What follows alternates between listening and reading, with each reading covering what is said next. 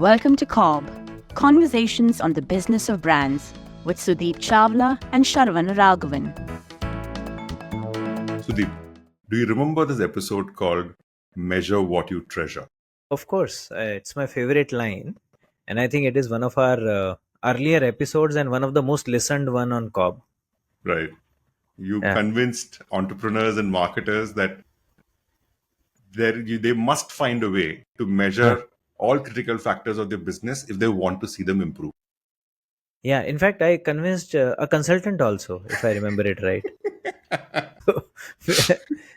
Which is right. So therefore, with today's topic, now you're going to, tell them not to measure, or telling them what else to measure or what else not to measure. Right? I'm tying myself in knots here.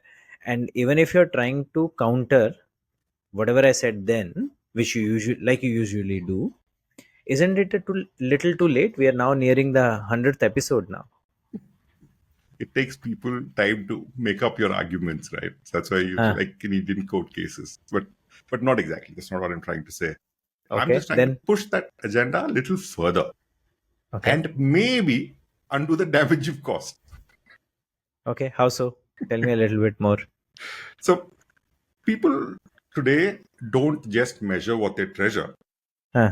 They pretty much measure everything that is measurable. And it's not just about measuring things, right? It's about knowing how to use these measurements to make good decisions for your business. So just because you're going around measuring aspects of your business, it doesn't mean you're doing great work. Okay, fair. I think sounds like a fair argument. Can you build upon it? Can you explain it further? Sure. So not all metrics are actual measurements of performance. Some are useful snapshots of the present. Some are historical records. And others are mostly guesses about what the future holds. But I see a lot of people, especially entrepreneurs, treating all of these on the same plane and not differentiating between the three. Okay, you're right. The purpose and the way you go about all of them is different. Okay, so therefore you're saying that usually how we use some of these metrics, you think we've been using them wrongly? I wouldn't necessarily say we've been using them wrongly. It's about looking at all these measurements in context. Okay. So we've just won the World Cup, right? So let's use cricket analogy. Okay. So look at batting averages, strike rates, projected scores. They all tell you different things. Batting average, strike rate, and projected scores. Projected score. Okay, fair. They all tell you different things.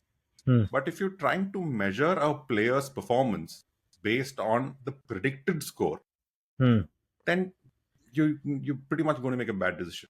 Then that is just a guess. Okay, fair. So like in T20 these days, we talk about matchups. Right. So for example, people say that a player like Shivam Dube has a proven record of hitting spinners out of the park.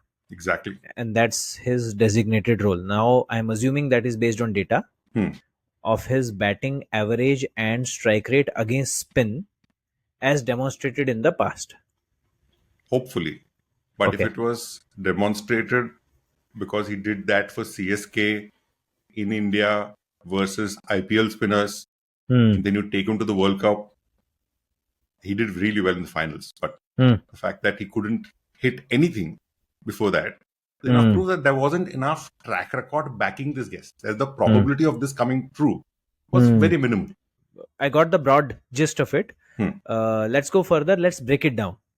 So, okay. Yeah. So let's stick to cricket. Okay. So first we have the forecast, right? Okay. Like when commentators predict a player will score a century next match. These are guesses about the future performance. Like when Virat Kohli was failing, saying when there's a tight match, Virat Kohli will do very well. He'll play really well against Australia. When Australia he couldn't do well, he'll play really well in the finals. Well, he did play good hand, but they were only guessing without using any logic or facts behind whether or not if he will play well. It is a future guess. Hmm. Or they were kind of hedging their bets and saying he's due for a big one, Exactly. given the past record that he scores big in every fourth match. Let's just say that. Hmm. If he does not score big in the fourth one, they'll say he'll score in the fifth one, sixth one, etc., Right. etc. In fact, in the eighth match in T20 World Cup, it was eighth Yeah. match, yeah, eighth Eighth match. match. In the first seven matches, his average was 10.17. Right. Yeah, so therefore he was really due for a lot. Okay, So fair. that's pretty much what your forecasts are. Their outlook is. Mm-hmm, Like you mm-hmm. don't really know what's going to happen in the future, but Yeah. you're taking a guess. Now depends on how informed that guess is. Okay. Yeah. So from a business point of view, it'll be your sales forecast. Exactly. These are your sales projections. You could even take your customer acquisition cost projection, your payback time that you put together, the lifetime value for customers that you're projecting. So these are basically attempts, like I said, to predict the future, Hmm. but aren't actual measurements of current performance. You can't say how well your business is doing based on these numbers. Sure. Okay. So these can be used to set expectations. Yeah, as Okay. long as they are backed by good enough reason. Okay. So fair. So forecasts or future projections is first category of Right. measurements that we talk about. What's the second category then? Next are the snapshots. Okay. It's like, again, getting back to Kohli, his Hmm. strike rate in the final. Hmm. Now, Hmm. whether that strike rate is good or not, you don't know Hmm. until the match is done. These are basically status reports of what is happening currently. Hmm. It tells you, like, for example, what are the leads you have in the pipeline, Hmm. what your brand measurement scores are. So Hmm. these are basically giving you updates on the current situation. Even your market shares, the numeric Hmm. distribution that we get from Nielsen reports, all Hmm. of these are status updates. That's pretty Hmm. much it. Hmm. With this, you can say, am I running my business today? Well, Hmm. Hmm. basically, is my strike rate okay for this match? That's all you Hmm. can guess. What Hmm. is my Hmm. strike rate? It's not even guessing. What Hmm. is my strike rate? That's all this is about. I remember, Sharon, when we were when we were brand managers and we were introduced to various kinds of brand measurements via the brand track. We were told that every month you get a data which is point in time data. Exactly. Now, an absolute point in time data might not mean much. Hmm. At the very least, you need to see trending. The best way was look at 12-month rolling MAT. Matt. Yeah, Yes. moving averages, that to 12 month, and that takes out any uneven trends, seasonality, etc. out Everything. of the picture. It evens it out and Exactly. really tells you whether you are inching upwards or downwards, or are you flat. Absolutely. So Okay. the point is, these are point in time information, Hmm. which may indicate what's happening currently. Hmm. But like you said, unless you back it up with past trends, you Hmm. don't know whether you progressed or declined. Okay. So fair. So first one was around future. The second one is about just point in time present, a status update, if you call it. And what's the third one? It's pretty much the last category. It's Hmm. historical measurements. Oh, okay. Like sticking to cricket, it's the Hmm. batting average. Hmm. They Hmm. will tell you how well someone has performed over time, Hmm. with very little bearing on how they are going to perform in the future. Think of it in business terms, like say your cost per lead. How has it Hmm. been so far? What Hmm. has been your conversion rate? What is your click through rate? There is nothing to guarantee that it's going to remain the same going forward. There was this wellness brand which started out during COVID, Mm-hmm. and their ROAS Mm-hmm. was about 19 when they started. Hmm. They were among the early movers in the wellness category. Okay. And on the back of it, there was so much momentum for the business. They raised a lot of money. But what happened eventually? Today, they are at ROAS of about 1.5, Oh, because okay. there are so many players in the market. Yeah. Everybody's bidding for the same thing. Yeah. And therefore, your ROAS crashes. And you can't necessarily be held accountable for what Hmm. competition has done, Hmm. but you will be held accountable for it if you claimed credit for the Hmm. 19 ROAS you had earlier. Hmm. No, fair. I think there are arguments both for and against it. While you could claim the credit for being first in the category, operating while everybody else is still getting up on their feet, etc., etc. Therefore, ROAS of 19. But like you rightfully said, I think enjoy the fruits of while it lasts. Hmm. It is not a predictor of future performance, because others will get back and business and will come to usual. So you're right. Okay, I understand that. So there is, so you've kind of gone around and said kal aaj aur kal, which is Hmm. future, today, and yesterday. Yes. So you've kind of covered the entire spectrum. Hmm. So therefore, you're saying that we should. Does that mean we should not measure anything at all? What do I do with my marketing strategies then? What are you saying? So the point is, all of the it's pretty much what you said earlier, right? Mm, Any of these measurements by mm, themselves mean very little. mm, So it's about building track record to build mm, conviction in these data points and forming mm, trends. mm, Yeah, I'm not saying you can't do forecasts, mm, but like you said, Kohli is such a good player that he's bound to come good in at some point. mm, That is because you've seen Kohli for 15, 16 years playing so well. And mm, therefore, you think you know his caliber, you peg him at a certain stage, at a certain rank of batsman in the world. So he will come good. mm, However, you will not have the same prediction for Shivam Dubey. mm, But the problem is 1 year, 2 year old businesses are forecasting based on last mm, 6 month ka data. mm, You need to back it up. mm, And it's not like saying you cannot do forecast when you're starting out. Tolerance level should be very high. mm, And once you can call out your tolerance level, or in market research terms, is say your confidence level, mm. then you can start working accordingly, because there's a probability of success and failure. It's a lot more informed decision making if you did that. Okay, fair. So you're not saying don't measure this, saying whatever you are measuring, you just have to be clear about what purpose are you measuring it for, and whether you're choosing the right metrics or not. Absolutely. Oh, understood. Understood. So that we, you know, uh, make decision in a wise manner by considering a lot of them according to their context. Absolutely. Context is pretty much everything. Context Okay. is what gives you clarity and Uh-huh. precision. If you had enough data and you went a lot deeper to marry the entire conversation together.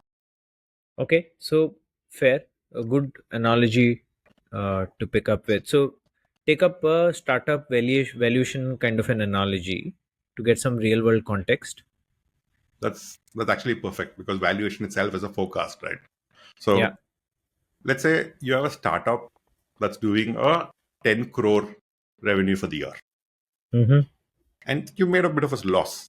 And let's say it's a consumer business and you made a little bit of a loss. Okay. Your startup's valuation would Hmm. be a fair valuation, would be anywhere between 5 crores to say 120 crores. And Mhm. you can ask why such a big variation. Of course. Yeah. It depends on what sort of revenue you have. Okay. As in? So tech businesses Mm-hmm. have the concept of recurring revenue. Mm. So if your transactions, if your business is not recurring, then your valuation is largely between, say, 0.5 to 2 times your revenue. Mm. That's normally how the investors value. Okay. But if you have recurring revenue, Mm. what is this? When you say recurring revenue, what does it mean? I've Mm. made 10 crores this year. Next year, my 10 crores is guaranteed. Okay. Yeah. I only have to work to grow the 10 crore even more. Sure. So that time, when you do that, your valuation then is projected at 4 or even 12 times your revenue. Okay. So recurring revenue would mean, okay, something that is almost sure to come by, Yes, and then you're only working for the growth by and large. exactly. And Of this course, you is have to maintain. yes, and this is largely common with tech businesses. Okay. What mistake we're doing these days is that we are taking the tech principles Hmm. of how you value business and how you use metrics in a business, and we are applying it to every business possible, and especially FMCG businesses, which don't really fit into the mix, because the way consumers interact with the category is very different. Okay. So the context is missing. Exactly. Okay. Any example where you've seen this kind of a variation? Actually, yes. Uh-huh. This is the example that prompted this topic for today. I was just Mhm. reading up about it. So, I'm sure you heard of the Dollar Shave Club, right? Yeah, of course, everybody would have. Yeah. Their ad went crazy. And then Yeah. they got acquired by Unilever. Hmm. I think they got acquired for about $1 billion or something, right? Yeah. Because the whole point was they claimed a large number of subscribers. I thought it was a subscriber business. Exactly. So that's the catch, right? So that's the narrative that was built around the business. Yes, shaving could be a subscription business, but the whole point was they gave a lot of the first kits for free, and they took your credit card information, saying we will send you a kit every month, and we'll start charging for you. The first kit comes free. When your first kit is free, you can. But even though they're giving the first kit for free, they have the subscriber. Every month they're going to buy. But the contract is that you can cancel it anytime without any further repercussions. Okay. So when they got acquired, the narrative was they got so much of recurring revenue. And this is something Unilever was not used to. No FMCG business is used to this. So subscription business, crazy, and you can grow. But what they did was every customer acquired was counted as a subscriber. But what eventually happened was less than 20% of the entire subscribers who actually remain subscribers. There was one-off customers, the rest of them. So the churn off was too high. Very high. Okay. And subscription FMCG has been a struggling concept anyway. The fact that the entire narrative was built as a subscription business, recurring revenue. And like I said, when you only have to work for growth, then the way you value the business is very different. Yeah. That is what happened with Dollar Shave Club. Unilever has now exited the controlling stake. I think they've given it to some PE fund or something. They've kind of reduced the stake significantly, and they've said they're not going down the D2C path anymore because of the experience with the Dollar Shave Club. Okay. So risky decision they took then. Yeah, it's Quite unlike Unilever though. That's what everybody gets caught up in the narrative. If Unilever can get caught up in the narrative, you can't really blame our founders for getting caught up in the narrative. I would much rather be in the camp that says that they were misrepresented. Somebody gave them the wrong data, did not ask for the right metrics, etc. Or possibly the metrics were misquoted or misrepresented. Probably, but this is again a forecast of business without having no precedence. And they did take a risk, yes. But were all users of Dollar Shave Club subscribers? I'm not sure. That's an interesting case actually. I'll search more about it, and maybe I'll ask all of our subscribers also to see if they can find more details and if they can add more nuance. But it's an interesting one on metrics and measurement. Yeah. Thank you for listening to CoBB, Conversations on the Business of Brands with Sudeep Chawla and Sharan and Sudeep. Subscribe and learn more at cobcast.net. That's CoBBcast.net.